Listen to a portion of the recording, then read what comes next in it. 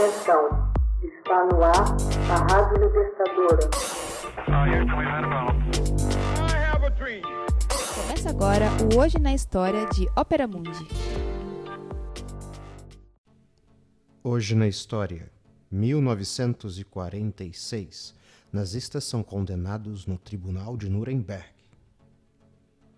O Tribunal Militar de Nuremberg declara em 30 de setembro de 1946 que 18 líderes nazistas são culpados de crimes de guerra e dos quais 11 condenados à pena capital por crimes contra a humanidade. Ao se aproximar a data do início dos julgamentos, 20 de novembro de 1945, a cidade começou a se encher de visitantes. Equipes de cerca de 1.000 procuradores, advogados, juristas passaram a ouvir testemunhas e organizar dezenas de milhares de documentos.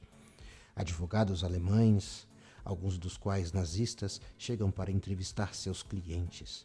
No dia da abertura, os 22 acusados tomam assento no banco dos réus. Às 10 horas da manhã, o presidente do tribunal, o britânico Godfrey Lawrence, proclama: "Atenção, todos de pé, juízes dos 4 países, União das Repúblicas Socialistas Soviéticas, Estados Unidos, Grã-Bretanha e França, tomam seus lugares." O julgamento começa com a extensa leitura das acusações. Primeira acusação: conspiração para desencadear guerra agressiva, anexação da Áustria e invasão de diversos países europeus. É a segunda acusação: o desencadeamento de guerra agressiva e crimes de guerra como extermínios ou maus tratos a prisioneiros e utilização de armas proibidas são a terceira. E a quarta, por fim, crimes contra a humanidade.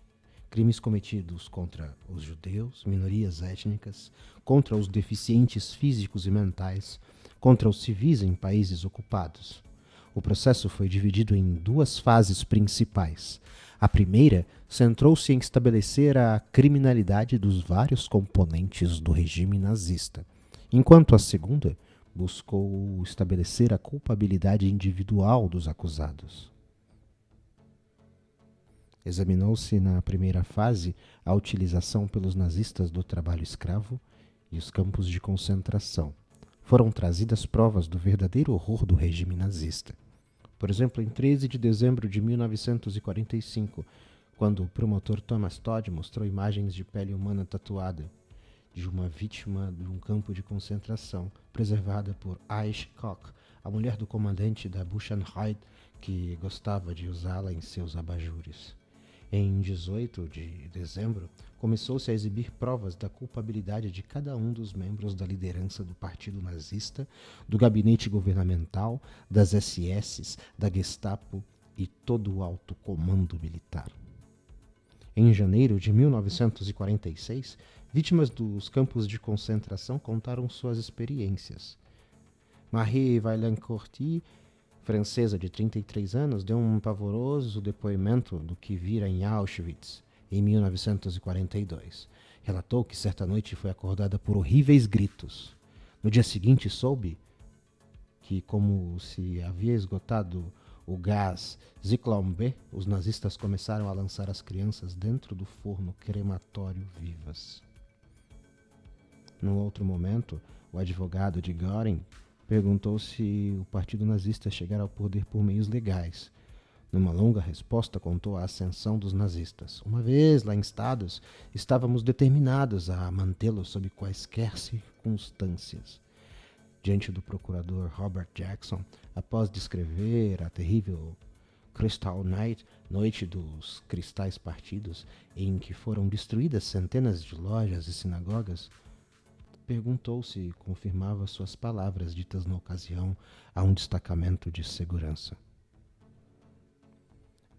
Exijo que a judiaria alemã contribua com 1 bilhão de marcos para seus crimes abomináveis. Goering consentiu e acresceu: Eu não gostaria de ser judeu na Alemanha. Muitos dos acusados alegaram obedecer ordens ou desconhecer os fatos. Alguns confessaram seus crimes, oferecendo desculpas pelas ações. O marechal William Keitel confessou-se arrependido por não ter rejeitado ordens dadas na execução da guerra no leste, contrárias à moral bélica. Hans Frank, governador nazista da Polônia, respondeu sim, se haveria participado na aniquilação dos judeus e acrescentou: 1000 anos se passaram e a culpa da Alemanha não terá sido apagada. Hoje na História. Texto original, Max Altman. Narração, José Igor. Edição, Laila Manoeli. Você já fez uma assinatura solidária de Opera Mundi? Com 70 centavos por dia, você ajuda a imprensa independente e combativa. Acesse www.operamundi.com.br/apoio.